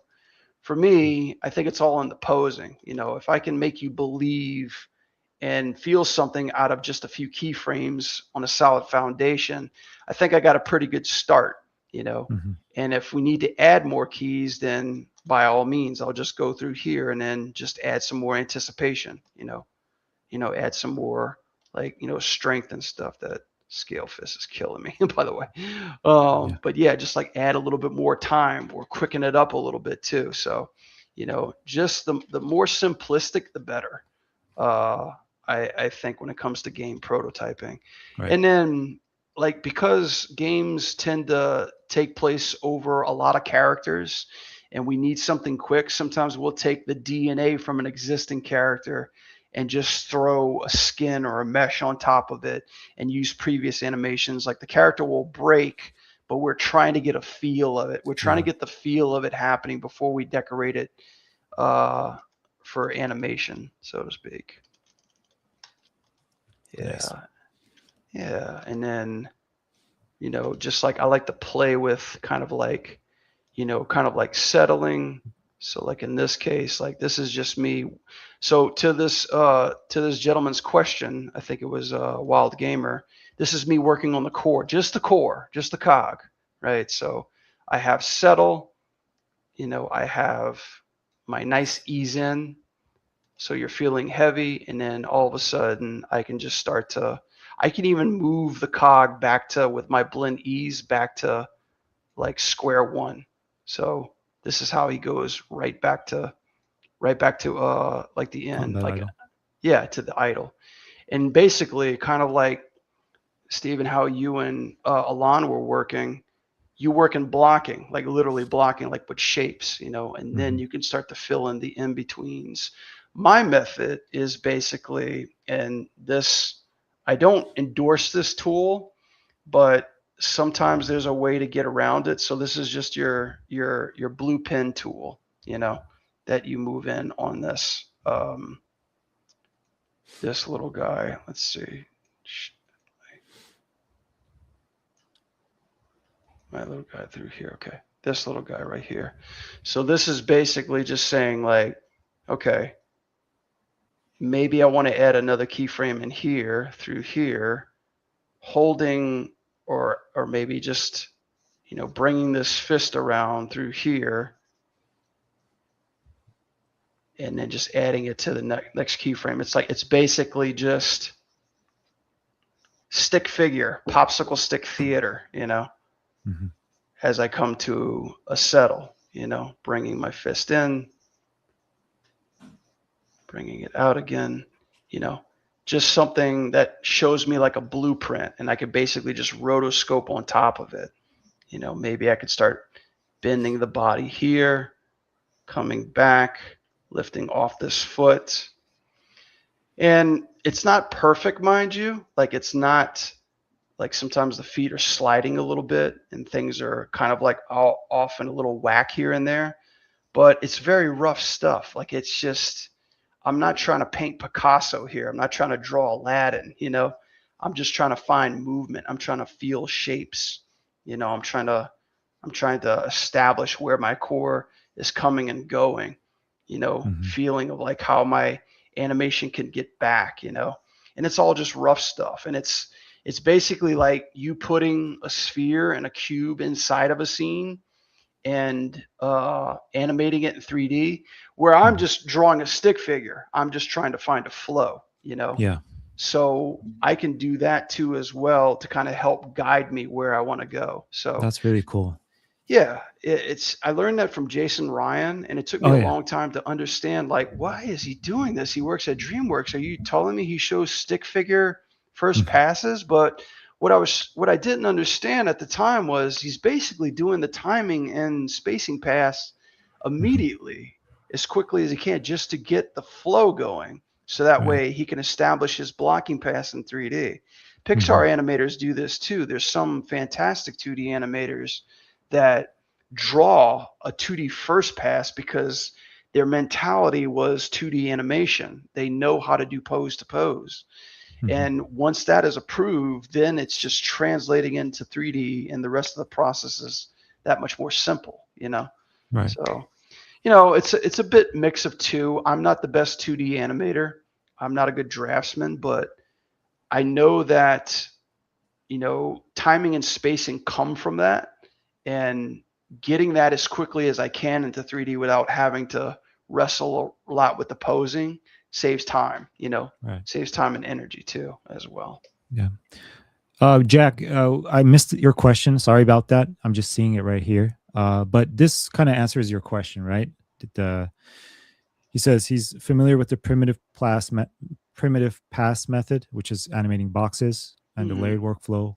Is there an incentive to establishing your key poses and then using those other workflows as needed? So yeah, it kind of answers your question, Mm. what we just talked about. Yeah, yeah, yeah. Um, what I like to say is too, because a lot of what I love about different animators, what I love about you and I love about Alon is that everybody's different in how they animate.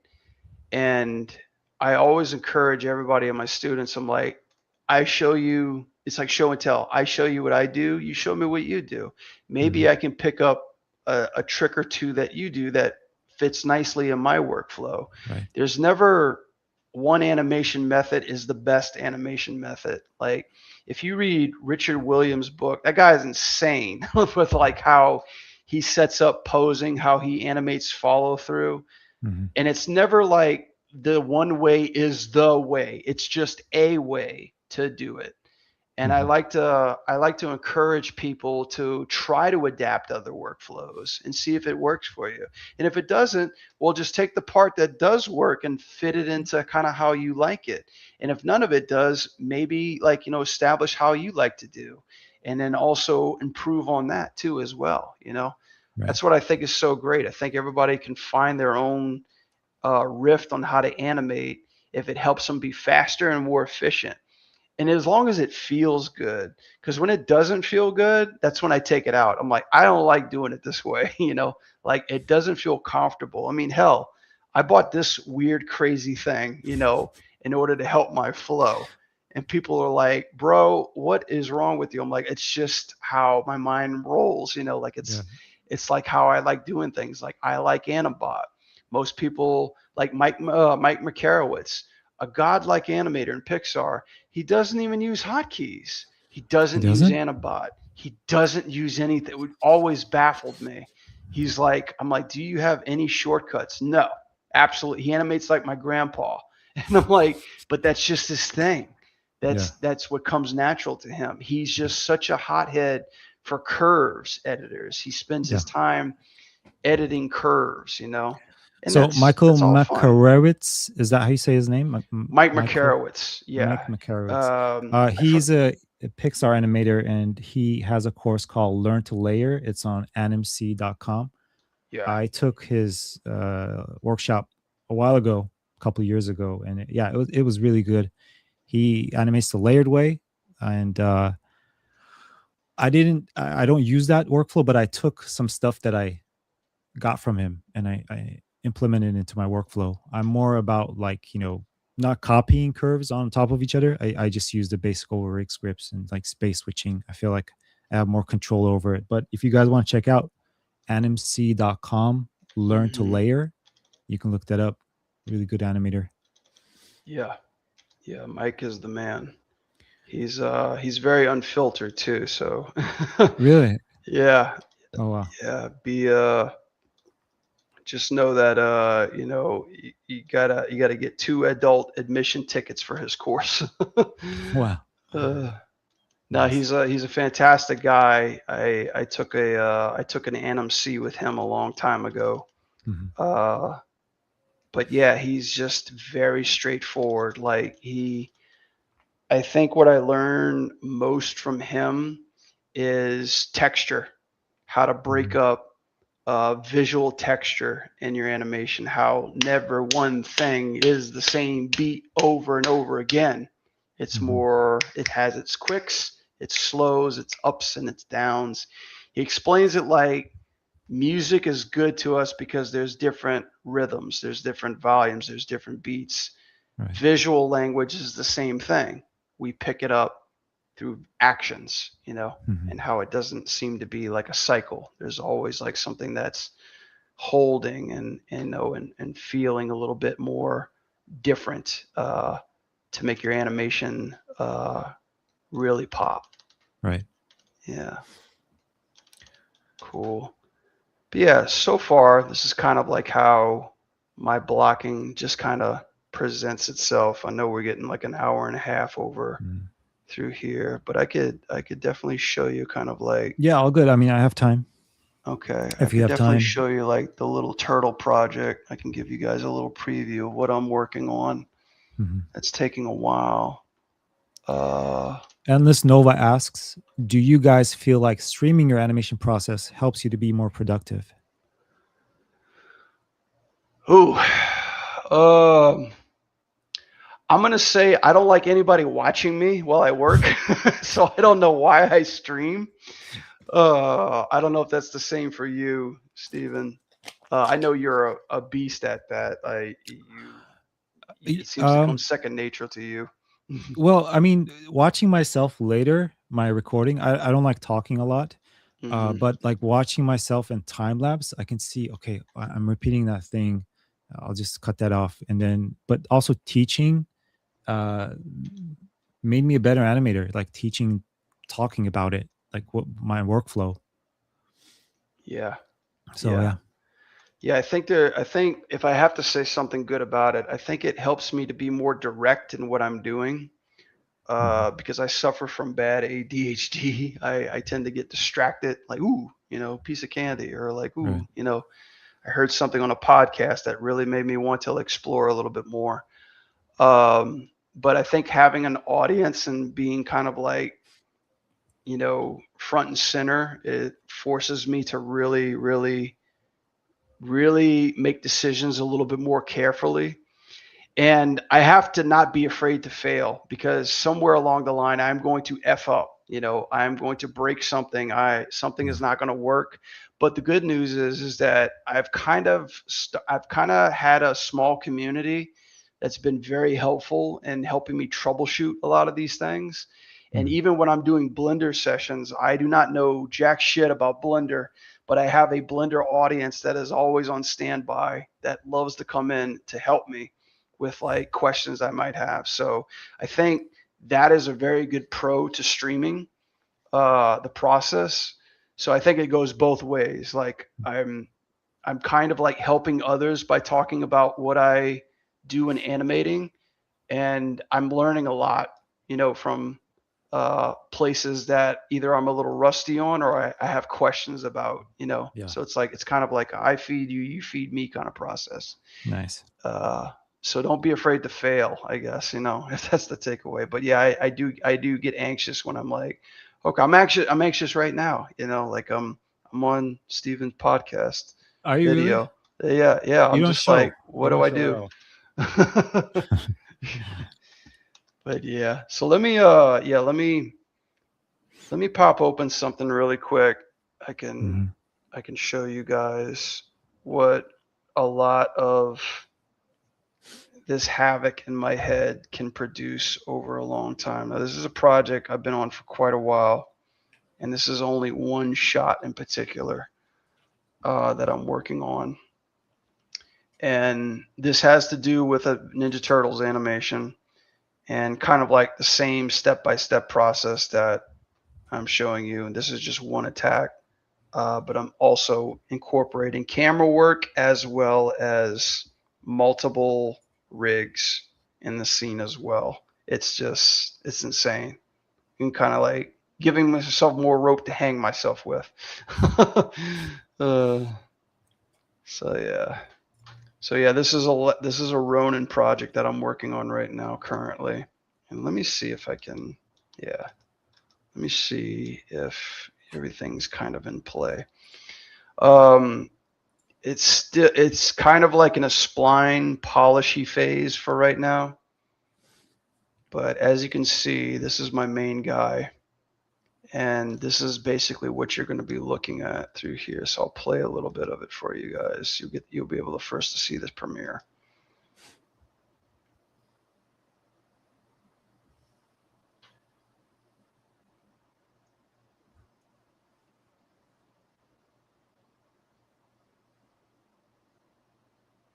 And that's kind of all of where I'm at right now. Wow, that's crazy. How long did it take you? Oh God. So I'm never keeping track of this, but I know I started this more than 6 months ago. Now, mind Okay. you, I haven't had free time to animate this. So I'm just clocking it in on stream time. Normally my Hmm. stream times last about 3 hours, 3 to 4 hours. Yeah. So by the time that was done, so like I stream twice a week. So that's six, let's just say 8 hours a week. 8 times 4 is 32. And 6 months is like, I don't know, like my math sucks, 180 hours Hmm. maybe so far. So that's pretty much where I'm on right now. But as you guys will see, like this is basically just blocking, right? This is kind of on twos and on threes, but I'm really, really focusing in on staging as well as posing, you know, to Yeah. really, really read between the lines. Now, there's a lot of polish in between, but I don't want to make it as smooth uh, as most. I want to try to take my hand in like the Spider Verse, you know, you Hmm. like work what they call, which is basically just blocking on twos. And mind you guys, this isn't even half of it. I got all these guys in the background Oh too. my God. So these are all background characters that I added in. So these are cached, so my Maya doesn't kill itself. Hmm. But yeah, this is kind of like the whole staging, the staging Yeah. and how this is all played out. So this is just one shot, by the way. There's plenty Yeah. more shots to follow. This is just only the establishing shot. No So this is camera kind of cut my yet. short film. What's that? No camera cut yet. No camera cut. This is a steady 600, yeah, 615 shot, Hmm. back and forth fight, and then it will cut into a lot shorter shots with minimal two characters and more dynamic camera work. Yeah. Wow. But Yeah. same So cool. principles I just taught here. That's kind of how I established my posing. But this Hmm. comes at a price because you have a lot longer and you're animating two people interacting with one another, and that is a whole skill set on itself. So I'll Hmm. just leave it at that. Yeah. Yeah. So yeah, that's it. Alex says this is dope. What's up, Alex? You're dope, man. And Stigraph says amazing, so much work on it. Thank you, Stigraph. It is a You really lot. selling the action here, Brad. Solid work, Alex Thanks, says. buddy. Yeah, I'm trying. It's gonna. I'm gonna take a lot of free time as I can to try Mhm. to complete at least half of this because this is kind of turning into a short film for me. Yeah. And I'm trying to build a dynamic course where I'm teaching people how to think this way. Hmm. My dynamic course requires, you know, a hero and camera work connected. So putting camera dynamicism into solid posing in Right. order to project, very, very fluent, realistic, and more of that 2D anime style that we all enjoy loving, how to push 3D to its kind of maximum effect, so to speak.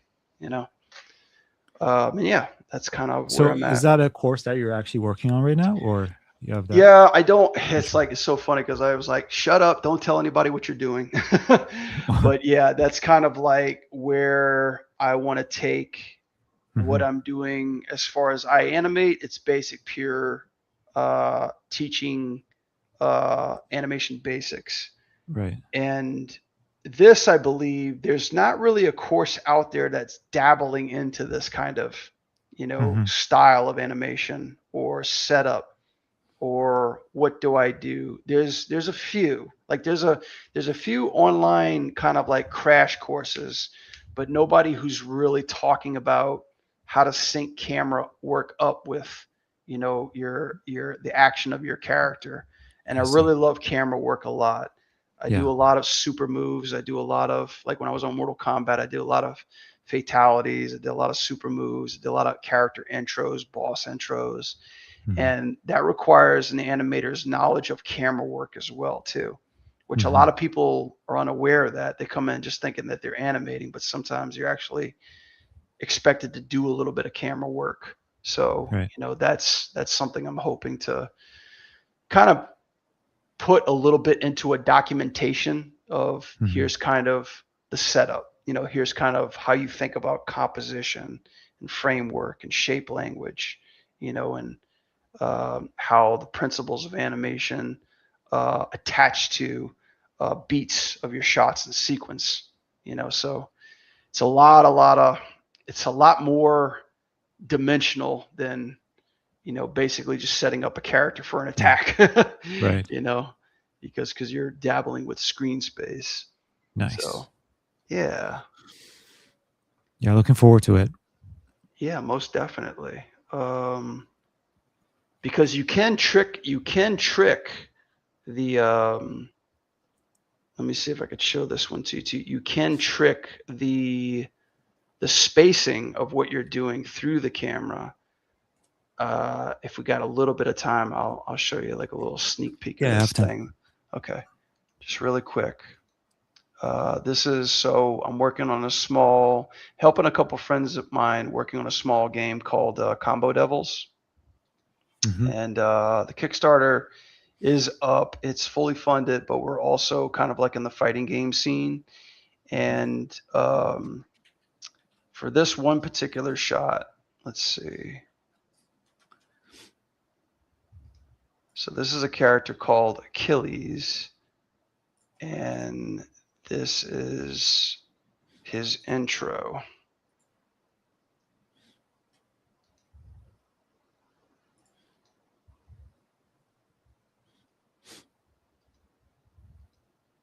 Okay, cool. So this is our character Achilles, and this is kind of like some of the dynamic camera work that I used in order to kind of sell his appearance. So we come in back, he does his little arm pose, and then he does like What the hell? this crazy look through here. Actually, I don't think this is the right one. Let me see. Is he wiping off blood or something? Like, what is that? Yeah, he's I think I kind of sold it a little too quick to you guys. Let's see. Maybe this might be the one. Yeah, he's kind of like sharpening his blade. Hmm. There we go. Here we go. There we go. This is the much more better one. So yeah, Achilles is kind of like, think of Captain Falcon, but with some style.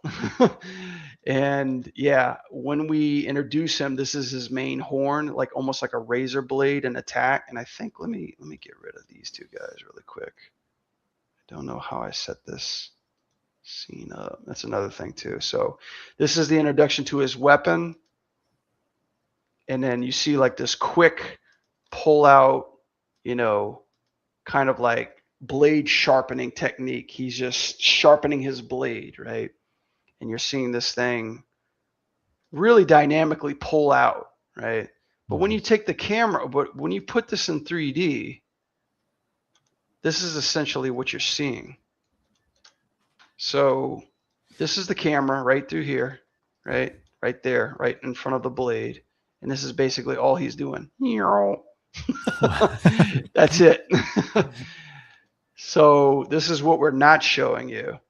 But through spacing, profile, and how you're setting it up towards the camera, Perique, I don't know if you guys are familiar with a animator. He's a fantastic Blender animator called Perique, Picot, I think, on YouTube, and he preaches by this method of animating, not moving the camera at all, but just posing the character towards the camera. So you start to get this kind of sense of dynamic action, that can really give you a feel, right? So there's a lot of tricks of the trade that you can learn from camera animation, and this is one of them. Nice. So yeah. Pierrick Yeah, Picot. Pyrrhic Picots. Pier Thank you, Stefan. Yeah, yeah. Pierrick Picot. Pyrrhic You don't say the Picots. T. It's French, I Right. think. I don't know. Piquet. I don't know. We Picot. just I'm sorry, Pyrrhic. messed Yeah, up his name. we love you, man. Yeah, it sucks. People fuck up my last name too as well. Oh But yeah, how do you pronounce your last name? it's a faux show. It's just literally for show. Literally for show. It's Okay. faux show. Faux show. Fauché. Fauché. That's the southern pronunciation of it. Yeah. But it's What? originally Where for does it come show. from? The last It's name. French. Yeah, French. at least I think so. Yeah, Okay, I see. sounds pretty French to me. Spelled Yeah, it pretty sounds French. elegant. Yeah, but it's hard. It's a hard name to live up to. Yeah, but yeah, guys. Yeah, man. Really cool.